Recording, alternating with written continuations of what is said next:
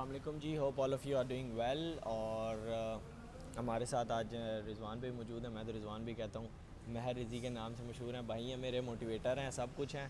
तो आज हम इनका इंटरव्यू करते हैं और इनसे पूछते हैं कि वाई मलेशिया।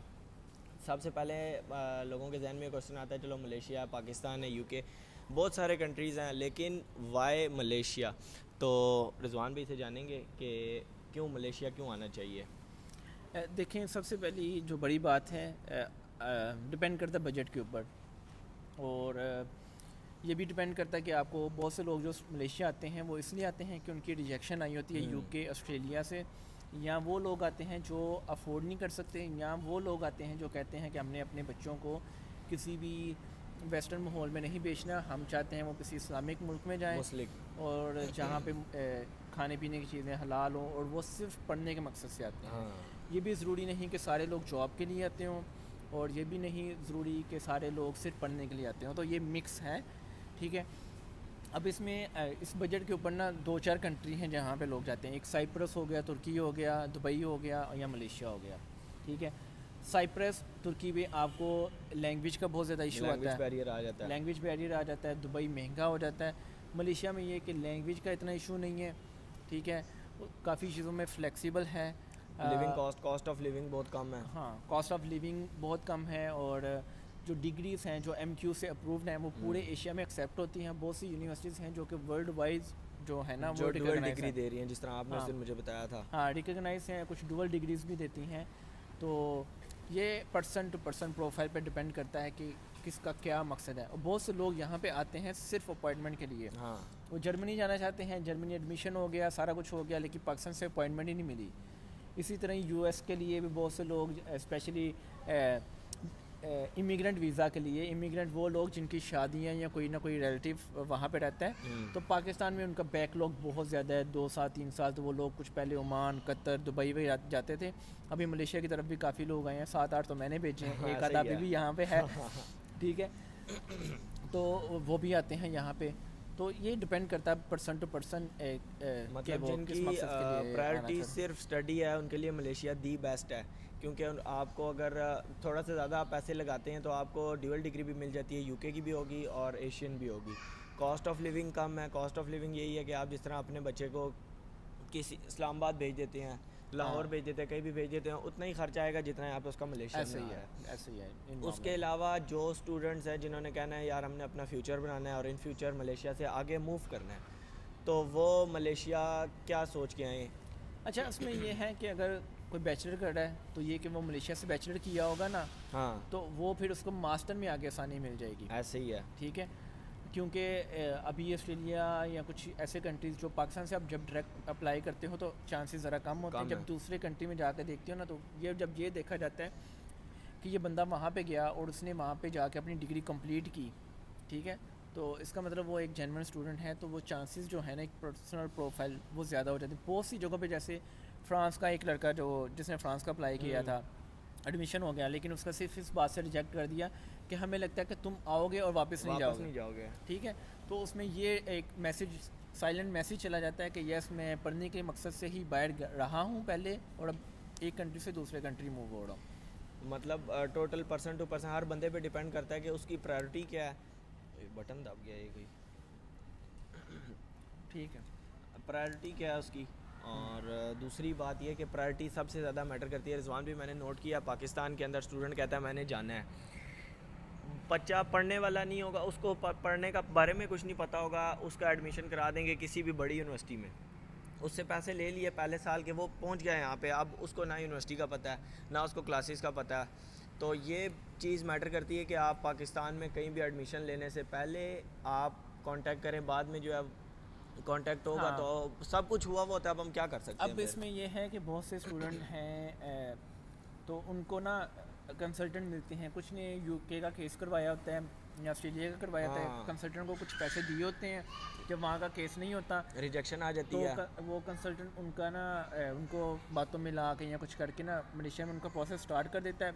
वो बच्चा फिर क्या करता है, यूट्यूब पे जाता है देखने के लिए कि क्या क्या है, फिर वो वीडियो देखते फिर वो हमसे कांटेक्ट करता है।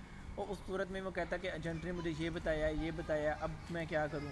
तो तब हमने क्या ही बताना है आपको। पैसों में आधो हाथ का फ़र्क पड़ जाता है। आपने डॉलर्स में वो फ़ीस जमा करवाई है, वहाँ पे भी वो कंसल्टेंट ये कहेगा कि यार मैं इनको पैसे वापस ना करूँ, मुझे ज़्यादा से ज़्यादा फ़ायदा हो जाए, वो यहाँ महंगी यूनिवर्सिटी में एडमिशन करा देगा। जब नेक्स्ट सेमेस्टर आएगा, अगला ईयर आएगा, तो वो फिर आप क्या करोगे, कहाँ से पैसे जमा इसमें ना मैंने करवाओगे? बहुत सी चीज़ें जो देखी, ज़ाहिर है हम भी ये काम करते हैं, हम भी पैसा कमाते हैं, लेकिन हमने एक चीज़ रखी हुई है कि एक रिजनेबल पैकेज जो मेरी हाँ, नज़र में है, शायद ऐसे ही किसी की है। नज़र में ना हो, लेकिन इससे कम पे मैं नहीं कर सकता काम, ऐसे ठीक ही है, है। क्योंकि मैं सर्वाइव ही नहीं कर सकता। तो उस पर काम करते हैं। बहुत से लोग जो हैं ओवर चार्ज करना, ओवर प्रॉमिस करना, इवन कि एक स्टूडेंट है यहाँ पे जिसकी वजह से मैंने थर्ड पार्टी से काम करना बंद कर दिया। उसने आगे किसी और को केस दिया, वो आगे किसी और को दिया, उसने मुझे दिया। उस बंदे ने उस बच्चे से $350 US डॉलर ऑफर लेटर के भी लिए थे, जो कि फ्री था।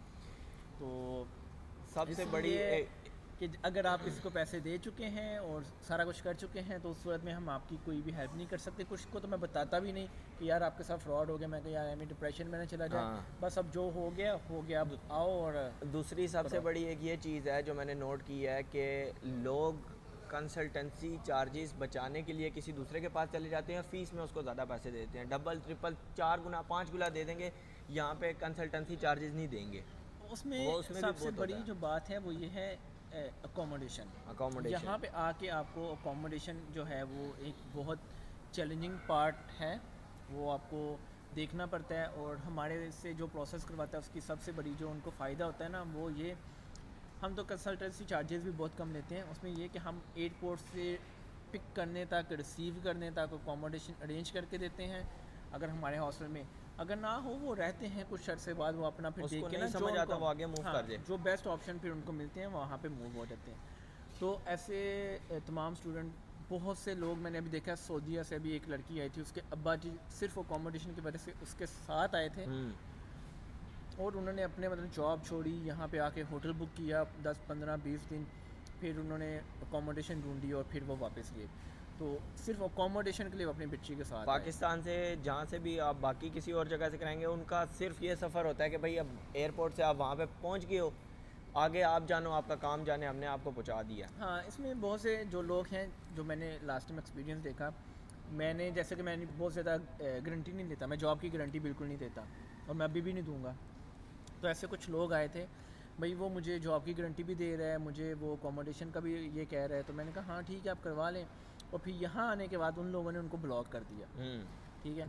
और मैं भी, हमारे भी लिमिटेड रिसोर्सेज हैं, अगर हमारे पास कोई अपॉर्चुनिटी आएगी भी तो हम उन लोगों को देंगे जो हमारे स्टूडेंट हैं, ना कि हम दूसरे तीसरे चौथे बंदे के स्टूडेंट को जाकर बोलेंगे हाँ आपके लिए हम अब ये कोशिश करते हैं। बाकी जॉब रिज़्क़ का राज़ी कल्ला है, जॉब जितनी मर्ज़ी हम कोशिश कर लें, अगले के नसीब में नहीं होगी, उसको नहीं मिलेगी। उसमें नसीब भी है और एफर्ट भी है। बहुत से कुछ ऐसे हैं अगले दिन से ही चले जाते हैं, हाँ। कुछ ऐसे हैं 2-3 महीने हो गए नहीं मिला। Totally depends on you guys कि आप कितना सीखते हैं। पहले ही आते साथ अगले दिन से ये ना करें कि यार मैं कहीं काम ढूंढ लूँ, कुछ नहीं। पहले आप ऑन ग्राउंड रियलिटी को समझें, ग्राउंड समझें, पहले पिच को देखें कि किस तरह खेलना है, क्या खेलना है। आते साथ तो छक्के तो कोई भी नहीं मारने लग जाता। बाकी ऑलरेडी वहाँ पे दूसरे स्टूडेंट्स होते हैं, वहाँ उनसे सीखें। कुछ जॉब कर रहे हैं, कुछ शिफ्ट लगा रहे हैं, कुछ क्या कर रहे हैं, पहले उनसे सीखें, उनके साथ आए जाएँ, बैठें, फिर आपको पता चलेगा जी कि आप क्या आपने क्या करना है। इसमें जो सबसे ज़रूरी चीज़ है वो सबसे पहले तो आप ना पब्लिक ट्रांसपोर्ट को समझ लें। जब आप पब्लिक ट्रांसपोर्ट को समझ लेंगे तो आपके लिए जॉब्स अपॉर्चुनिटी ज़्यादा हो जाएंगी। आप जॉब ढूंढोगे भी, आप इंटरव्यू के लिए भी जाना चाहोगे तो आप ग्रैब पे, टैक्सी पे जाओगे तो आपको बहुत महंगी पड़ेगी। अगर आप पब्लिक ट्रांसपोर्ट को समझते हैं, आप जाते हैं, ठीक है, तो आपके बहुत ज़्यादा पैसे बचेंगे और उतनी ही आप अपॉर्चुनिटीज़ एक्सप्लोर कर सकते हैं। आप विज़िट कर सकते हैं, मॉल्स में जा सकते हैं, ऑफिस में जा सकते हैं, ऑनलाइन अप्रोच कर सकते हैं लोगों को। इवन के गो गेटर पे भी आप जब भी जॉब एक्सेप्ट करें तो गो गेटर एक ऐप है, ठीक है, जो कि पार्ट टाइम जॉब्स के लिए बनी है। तो उसमें आप देख लें कि कितनी दूर है ये लोकेशन, कौन सी जॉब है और कैसे आप जा सकते हैं।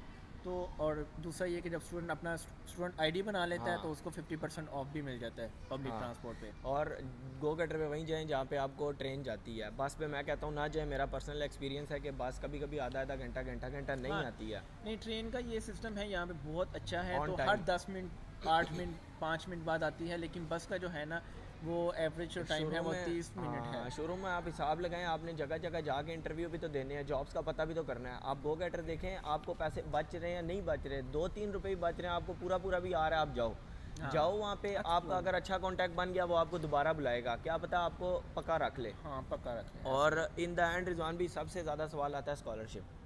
अच्छा, मलेशिया ना कोई भी ऐसी जो एक स्कॉलरशिप पॉलिसी जैसे या इटली में आती है या जर्मनी में आती है या चाइना में आती है, ऐसी कोई भी इनकी बड़ी स्कॉलरशिप की पॉलिसी फॉरेनर्स के लिए नहीं है। नहीं है।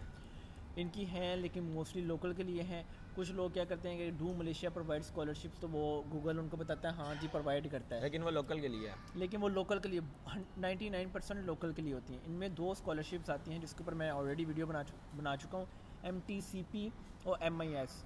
लेकिन उसके अंदर भी जो हमने देखा है कि मोस्टली उन्होंने एक कंट्री से सिर्फ एक स्टूडेंट लेना होता है, तो अच्छा। कंपटीशन बहुत हाई है।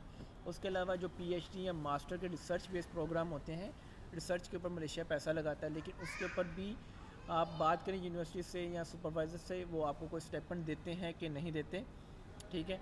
वो अगर मिल जाए, कुछ लोगों को मिल जाता है वो, ठीक अच्छा। है, वो फिर भी मुझे पूछ रहे होते हैं कि हमने पार्ट टाइम जॉब्स भी करनी है। इवन कि एक बंदा उसका सारा खर्चा उठा रहा है कॉलेज और यूनिवर्सिटी, 1500 भी मिल रहा है, और फिर वो मुझे कह रहा है कि अच्छा, पार्ट टाइम जो उसके मैं उसको लिए- कह रहा हूँ कि भाई और क्या चाहिए। मेरे 2 सवाल हैं रिजवान भाई। स्कॉलरशिप अप्लाई होगी, अगला बंदा कह रहा है आपको एडमिशन कराना, आपको वीज़ा प्रोसेसिंग फ़ीस जमा करवाना लाजमी है, वो मैं ही करवाऊँगा। हाँ, मोस्टली जो होती है ना उसमें आपको एप्लीकेशन फ़ीस भी देनी पड़ती अच्छा। है, जो कि पब्लिक यूनिवर्सिटीज़ में 200 रिंगिट से 400 रिंगिट तक अच्छा। भी हो सकती है। और उसके बाद जब आपको ऑफर लेटर आ जाता है तो आपने EMJS की साइट पे वीज़ा भी खुद अप्लाई करना होता है, अच्छा। जो कि कॉस्ट करता है तकरीबन 2000। अच्छा। फिर उसके बाद टिकट आपकी खुद की होती है और सिंगल एंट्री वीज़ा की फ़ीस भी अपनी होती है, लेकिन ये कोई अप्रॉक्सीमेटली खर्चा बन जाता है 2 या 3 लाख और रुपए। कुछ को ऐसी टोपी पहनाते हैं कि आप वहाँ पे जाएं, आप अपनी फ़ीस दें, वहाँ पे जाएंगे तो आपको रिफ़ंड हो जाएगी। ऐसा नहीं होता। ये प्राइवेट यूनिवर्सिटीज़ या इवन के गवर्नमेंट की यूनिवर्सिटीज़ भी हैं ना, जो फॉरेनर्स के लिए जो उनकी फ़ीस है वो देखोगे ना, तो जैसे यूनिवर्सिटी मलाया, UKM, USM, इनकी सेमेस्टर फ़ीस 10,000 है, 10 और 6 महीने का एक सेमेस्टर है। अच्छा। तो इसमें आप देख लें कि 20,000 रिंगिट बन जाती है पर ईयर। ऐसे ही है। और जो एक रिफ़ंड वाला सीन है कि जी हाँ आप चले जाएं वहाँ पे जाके आप ट्राई करें, अगर आपको स्कॉलरशिप मिल जाएगी तो आपको फ़ीस रिफ़ंड हो जाएगी। तो वो नहीं होती। प्राइवेट जो हैं यूनिवर्सिटीज़, प्राइवेट ये जो जितने भी तलीमी इदारे हैं 99% वो बिज़नेस कर रहे हैं, और बिज़नेस जो है ना ऐसे ही उसको है। पता है कि मैंने रिफ़ंड कैसे नहीं पैसा होनी है, रिफ़ंड नहीं होनी है। और इन द एंड लास्ट चीज़ मैं बताना चाहूँगा कि बहुत सारे ऐसे स्टूडेंट्स हैं रिजवान भी, कंसल्टेंसी फ़ीस वो और बाकी चीज़ें वो समझते हैं कि यार अगर मैं किसी एजेंट के थ्रू काम करवाऊँगा, आपसे करवाएगा, अगर मैं एज अ स्टूडेंट मैं ये सोचता हूँ मैं आपसे करवाऊँगा अपना वीज़ा प्रोसेस, तो शायद आप अपना कमीशन रख रहे हैं, कुछ भी कर रहे हैं, मुझे उससे कम में पड़ जाएगा, मैं खुद अप्लाई कर देता हूँ उसमें। सब लोगों को मैं ये कहना चाहूँगा कि कमीशन जो है ना, जो भी आपको ऑलरेडी आप फ़ीस स्ट्रक्चर देखें, आपको उससे कम में मिल रहा है। फ़ीस स्ट्रक्चर जो है उससे कम में आपको फ़ीस मिल रही है, ज़्यादा में नहीं मिल रही, तो उससे भी कम में आपको कैसे एक यूनिवर्सिटी खुद देगी, पहली बात। दूसरी बात ये कि आप जब खुद करवाएंगे ना तो आप का वीज़े में इशू आ जाता है, वो जो आप कहते हैं सेटिंग पे मैंने करवाया, बाकी चीज़ें जो होती हैं, तो अपनी तरफ से डॉक्टरी नहीं करनी चाहिए, जिसका काम उसी को साझे। आप 4 पैसे आप ये ना सोचें मैं बचा लूँगा, आपके 4-8 ऊपर लगेंगे।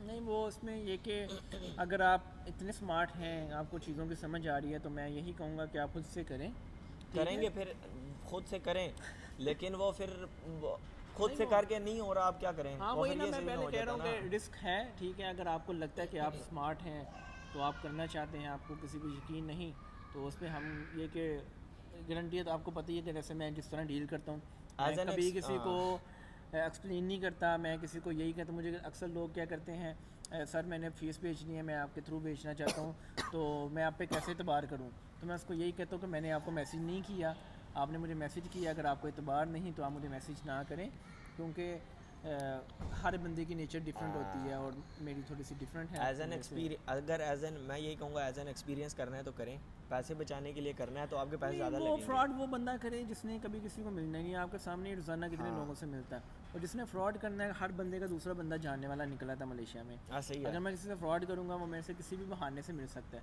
वो कह सकता है कि यार आपने मेरे से ये फ्रॉड किया है। और तो ख़ुद सारी डॉक्टरी करके सब कुछ करके मलेशिया आ भी जाएंगे, आपके एक हाथ में बैग है, आप एयरपोर्ट पे खड़े हैं, आगे आपने क्या करना है, हाँ, आपका वो भी। कोई वे नहीं है, आपको ये नहीं पता जाना कहाँ है, आना कहाँ है, क्या करना है क्या नहीं करना। तो सोच समझ के किया करें, और कोई भी फ़ैसला करने से पहले आप मैसेज किया मशवरा करें, कर लें। हाँ, हम कौन मशवरा सा मशवरे करें, के पैसे लेते हैं। मशवरा करें, कुछ भी करें, लेकिन सब कुछ करने से पहले। हाँ, तो फिर इंशाल्लाह किसी और वीडियो में मुलाकात होगी, तब तक के लिए अल्लाह हाफ़िज़। अल्लाह हाफ़िज़।